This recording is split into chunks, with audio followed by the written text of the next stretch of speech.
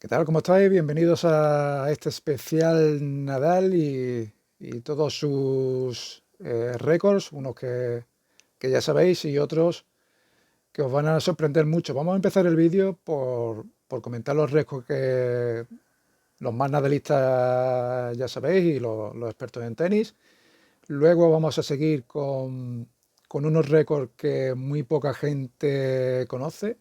Y por último vamos a acabar con unas estadísticas que ponen en duda que Djokovic sea el GOAT y que favorecen mucho a Nadal.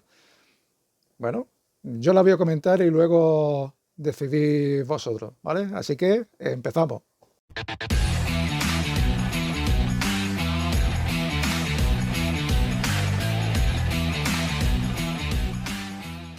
Venga, vamos a comenzar con estadísticas que todo el mundo sabe, o la mayoría de expertos en tenis y nadalistas, y es que ha ganado 110 títulos totales. Vaya a decir, no, ha ganado 92. No, 110 títulos totales. Los 92 son los individuales, pero ha ganado 11 títulos en dobles, que comentaremos más adelante qué títulos son. 5 Copas Davis y 2 oros olímpicos.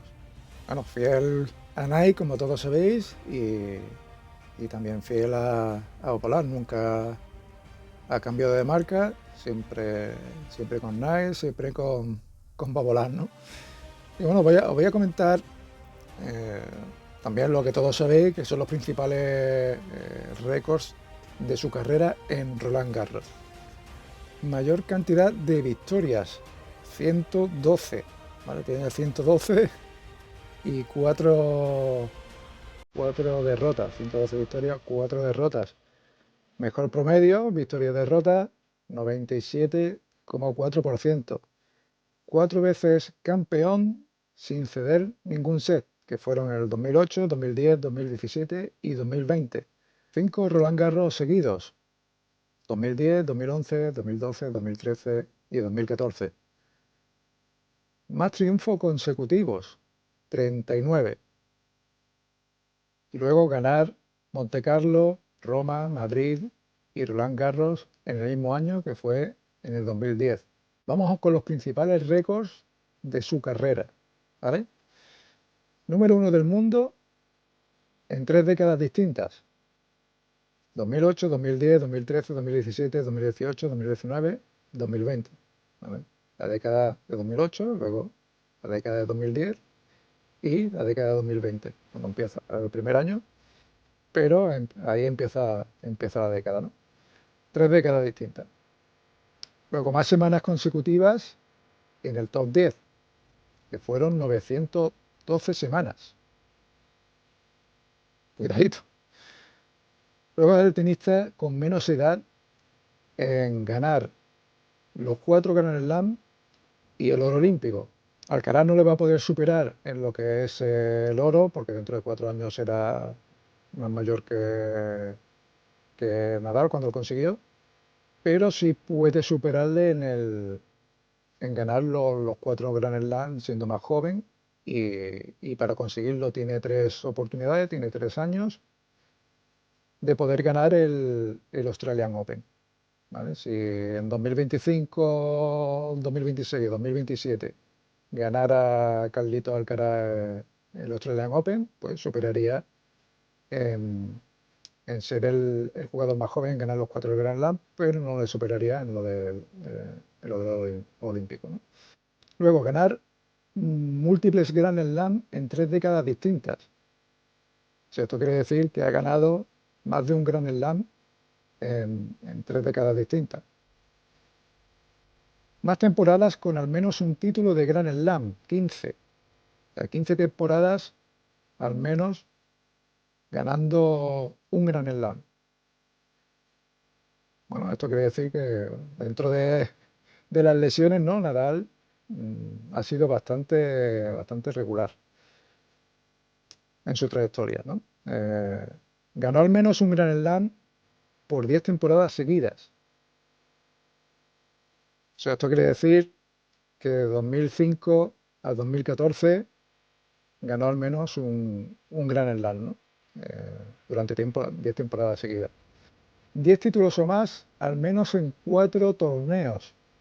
Roland Garros, que ganó 14, Roma 10, Monte Carlo 11 y Godó 12.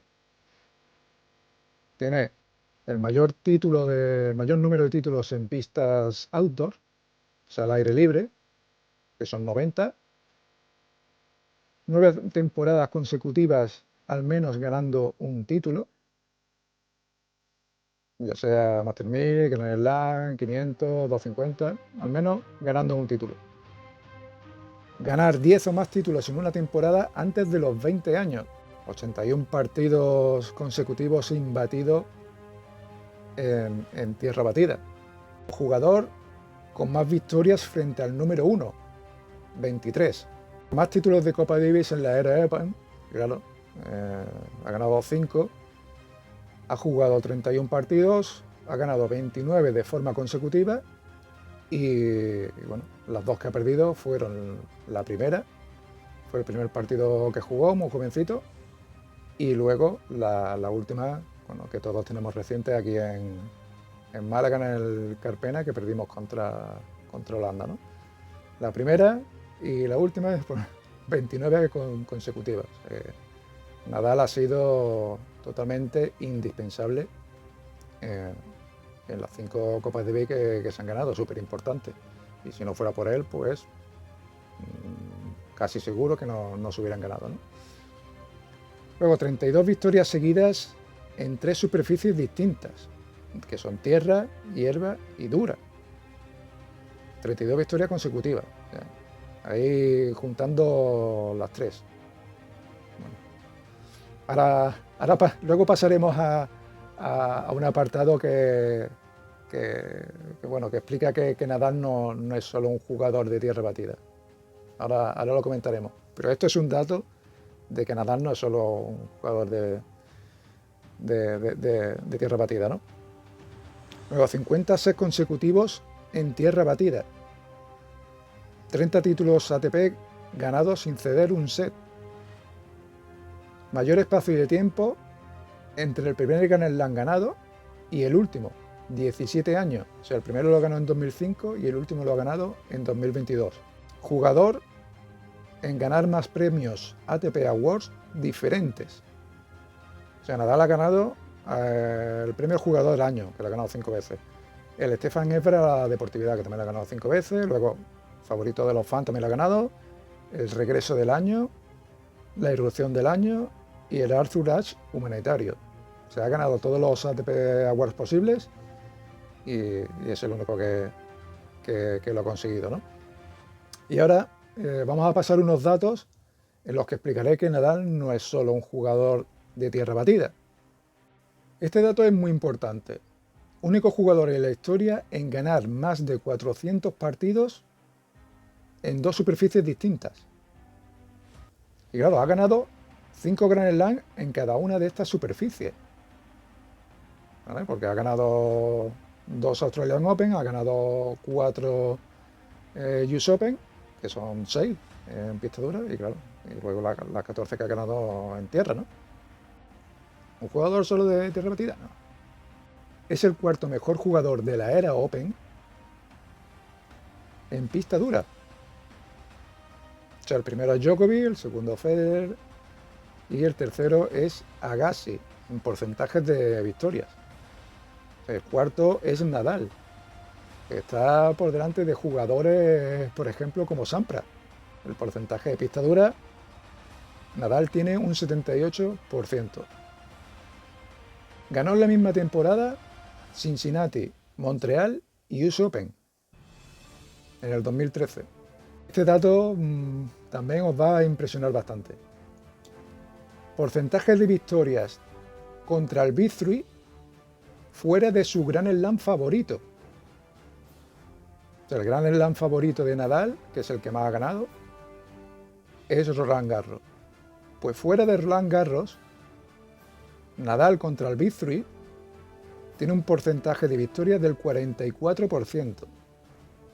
Federer, fuera de Wimbledon, tiene un porcentaje de 26% con respecto al B3, ¿vale? Y Djokovic, que ha ganado más Australian Open, fuera del Australian Open contra el B3, tiene un porcentaje de victoria del 43%. O sea, Nadal le gana por 1. Esto indica que, todos estos datos indican que Nadal no es solo un jugador de tierra batida como muchos por ahí dicen. Es un jugador más completo de lo que la gente se piensa. Y ahora, para terminar, estos datos pueden decantar para un lado o para otro de quién es el GOAT. Las tres principales estadísticas que definen quién es el GOAT las voy a dejar para el final, y ahora os voy a comentar una serie de récords que tiene Nadal contra Play 3 y en grandes torneos y récords que no tiene el resto del B3, ¿vale? Por ejemplo, vamos a empezar de menos a más, ¿vale? Vamos a ir creciendo. Como todos sabéis, Nadal nunca ha roto una raqueta.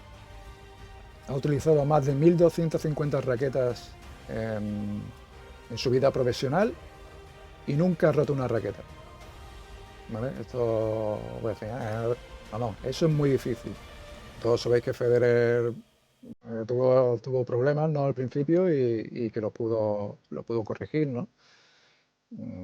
Nadal, gracias a sus entrenadores, gracias a su familia, a esa educación, pues bueno, ha podido gestionar muy bien esas emociones, ¿no? Y bueno, también tendrá algo que ver, pues, todos los tics estos que tiene, que le ayuda a mantener la concentración, ¿no? Luego, un detalle olímpico que yo creo que habría que mirar mucho en la historia, pero no creo que muchos deportistas en la historia de los Juegos Olímpicos hayan conseguido esto, y es el de lograr un oro, o sea, 2 oros, en este caso en tenis, un oro en individual y otro en doble, en ser abanderado de su país y en llevar la antorcha olímpica. A ver, desde luego en tenis creo que nadie, pero en deportes en general deben haber bastante pocos, ¿eh? Es el primer tenista con presencia en finales en 20 temporadas distintas en la era de Pon, ¿vale? Desde 2004 a 2024. O sea, en 20 temporadas siempre ha llegado a una final, ¿vale? Ya sea de Grand Slam, ya sea Master 1000 o ATP 500, 250, en llegar a una final, ¿vale? Tiene el récord de títulos de Master 1000 ganados durante años consecutivos, que son 10 años consecutivos ganando algún Master 1000, que son desde 2005 a 2014. Y luego también ha llegado a todas las finales posibles, ¿vale? Contando Grand Slam y Master 1000, ha llegado a todas las finales posibles en todos los torneos, incluido Hamburgo. Y bueno, aparte de final, consiguió ganarlo también. Tiene un porcentaje de victorias derrotas en Grand Slam contra el Big 3. Contra Federer tiene 10 victorias, 4 derrotas. Contra Djokovic, 11 victorias, 7 derrotas. En total son 21 victorias y 11 derrotas. En dobles, que lo comentamos hace un rato, en dobles Nadal tiene 11 títulos, tiene un oro olímpico que lo ganó con su compañero Marc López, y tiene 3 Master 1000 ganados de dobles, ¿vale? Eso entre estos 11 títulos, ¿vale? Yo que había ganado un dobles que es en Queens, ganó ese título de dobles, y Federer tiene 2 títulos de dobles, ¿vale? Tiene el oro olímpico y tiene un Master 1000. Otro dato de que Nadal no es solo un jugador de tierra, ¿no? Que también sabe jugar bastante bien los dobles. Tiene el mejor porcentaje del B3 de finales ganadas de Grand Slam, ¿vale? Nadal ha ganado 22 y ha llegado a 30 finales, ¿vale? Tiene un porcentaje de 73 3%. Djokovic ha ganado 24, pero como ha llegado a muchas más finales, creo que son 37 finales de Grand Slam, si no me equivoco, y que tiene peor porcentaje, como es lógico. Y luego Federer tiene bastante menos también porque ha ganado menos Grand Slam y también ha llegado a una treintena de finales, ¿no? Bastantes más. Entonces, el porcentaje sale así, ¿no? Luego me podéis decir, claro, es que esto tiene su historia porque, claro, como ha ganado tantos en tierra, eso le sube el porcentaje, tal y cual. Aquí hablamos de datos y los datos no se discuten, ¿no? Porque entonces podemos hablar contextos de todos los jugadores. Podemos hablar con contextos de las victorias de Grand Slam de Djokovic o de Federer y, en fin, que también tienen sus contextos y cosas que influyen en que ganen ese número de Grand Slam y ese número de títulos que tienen, ¿no?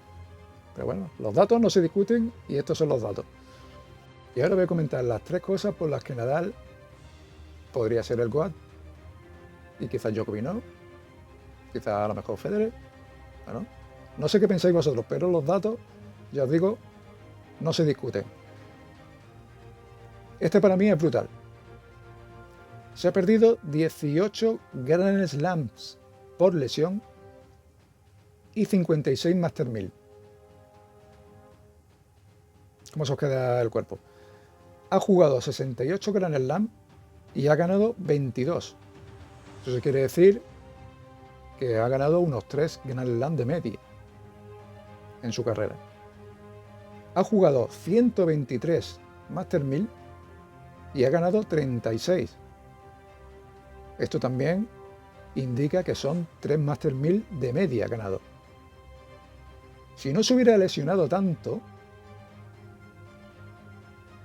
solo por mera estadística, que ya decía que los datos no mienten, lo podéis comprobar vosotros, hubiera ganado 6 Grand Slam más, que serían en total 28, y 18 Master 1000. O sea, hubiera ganado, si tiene 36, pues hubiera ganado 54 Master 1000. Claro, siguiendo esta estadística. Claro, Federer se ha perdido algún que otro Grand Slam, creo que han sido 9 o 10, mientras está en activo, y la mayoría de ellos han sido al final de su carrera por el tema de la rodilla. Y bueno, también podría haber ganado alguno más, Federer, tranquilamente, seguro. Y Djokovic es que lo ha jugado prácticamente todo. Es que casi no se ha perdido ni ningún Master 1000 ni ningún Grand Slam. O sea, Grand Slam se ha perdido 3 y uno por lesión. También tiene una media Djokovic de ganar 3 Grand Slam.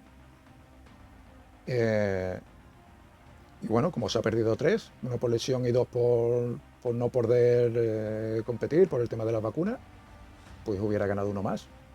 Siguiendo la estadística, serían 25. Luego hay otro dato que es brutal, que os voy a comentar ahora mismo, que son los 3 oponentes de Grand Slam a los que se ha enfrentado el Big Three durante el periodo más exitoso de su carrera. O sea, los 3 máximos oponentes que ha tenido cada miembro del Big Three en su mejor momento, ¿vale? En su época más dorada, ¿vale? Empezamos con Nadal. Nadal ha tenido en su mejor época, que ha sido de 2007 a 2013, que es lo que ha ganado títulos más importantes, ha tenido como rival a Federer, a Djokovic y a David Ferrer, los máximos rivales, ¿vale? A los que se ha enfrentado más veces. Ha ganado 11 Grand Slam en esta época, 11 Grand Slam. 5 le ha ganado a Federer, 3 a Djokovic, 1 a Ferrer, luego le ha ganado uno a Puerta, uno a Söderling y otro a Berdych. Federer ha tenido como mayores rivales en su mejor época, desde 2003 a 2009, ha tenido a Roddick, ha tenido a Hewitt y ha tenido a Nadal. En esa época, Federer ha ganado 15 Grand Slam. Fijaos, ¿eh? Hasta 2009, 15 Grand Slam. Luego nada más que pudo ganar 5. Le ganó 5 Grand Slam a Roddick, 2 a Nadal y luego uno a Filipowski, a Safin, a Baddati, González, Murray, Djokovic, Soderling, Agassi. Ha tenido un poco repartida la cosa, ¿no? Y bueno, hemos puesto a Hewitt porque sí es verdad que con Hewitt pues jugó varias veces, ¿no? Master 1000 también, en fin. Pero bueno, en Grand Slam esto es así. Y luego con Djokovic, su mejor época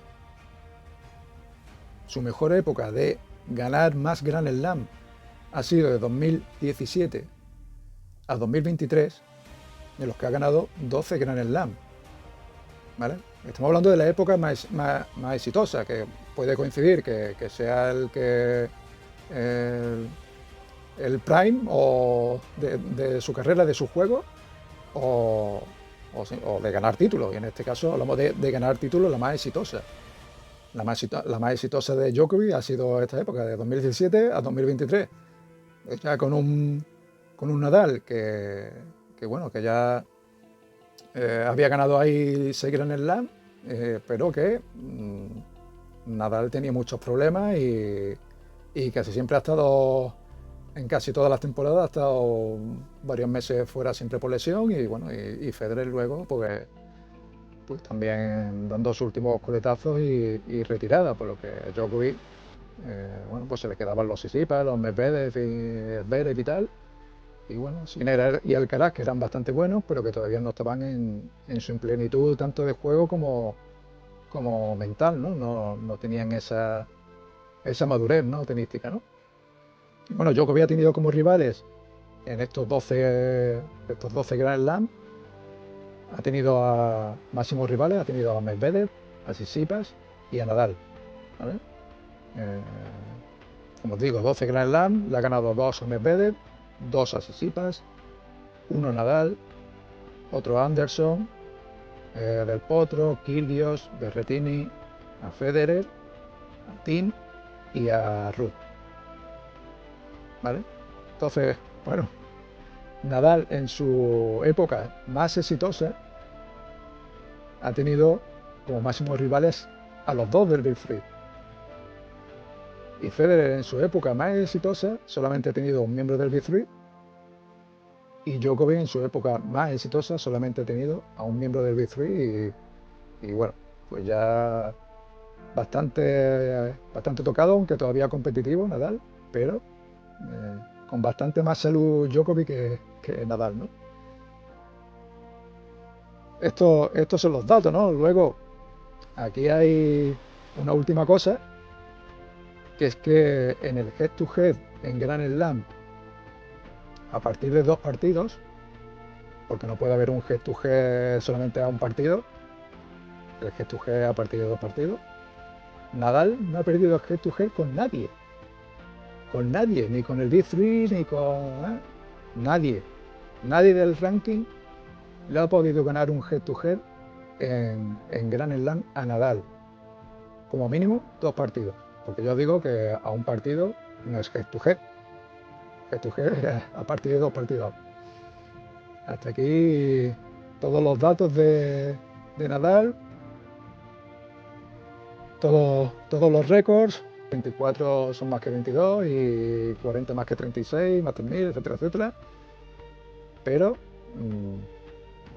hay cosas que influyen, hay rivales que influyen, hay muchos componentes que influyen en una carrera, pero en lo que, si hablamos de Grand Slam, yo creo que ya he demostrado que Nadal no es solo un jugador de tierra batida, que tiene mejor porcentaje de victorias en Grand Slam, que tiene mejor head-to-head, no solo con el Big Three, sino con todos los jugadores, y que en su época más exitosa, pues Nadal se ha enfrentado al